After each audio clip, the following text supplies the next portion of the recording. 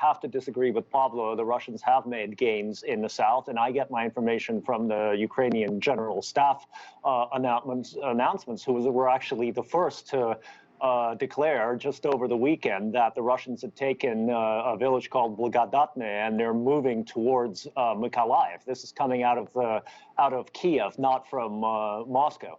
So the Russians are making very small, but they're making gains in the south. The only southern offensive, Kherson offensive, that we're seeing right now is, unfortunately for the Ukrainians, a Russian offensive, and they're slowly making gains in the east. Look, the problem here for the Ukrainians, unfortunately, is that the Russians have no calendar. They've set no artificial dates. This is an open-ended conflict for them, and this is very much a war of attrition. And in terms of economic and military attrition, the Russians can withstand much, much more of it than the Ukrainians can.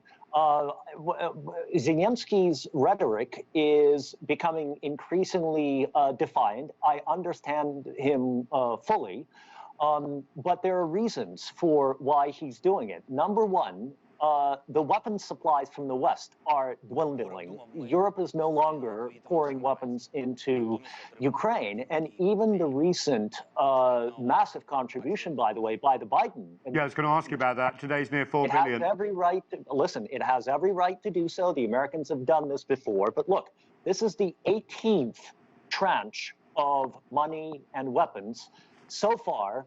That has maybe slowed down the Russians. It certainly hasn't turned things around. But I actually read Dr. Kahl, the Pentagon representative's statement today. It's very interesting when you look at the actual documents.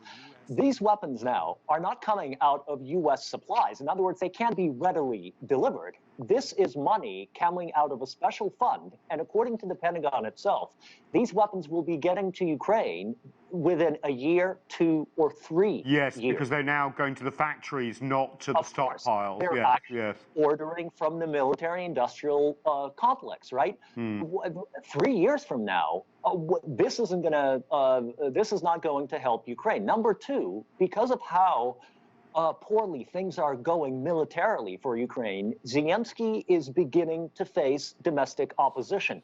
We don't talk about that much in the West because, for obvious reasons, there are other things that are, in front of people's eyes.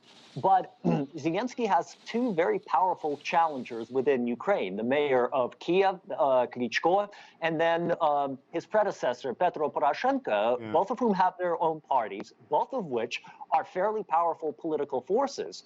And Zelenskyy, unfortunately for him and his career, has not been able to fully deliver.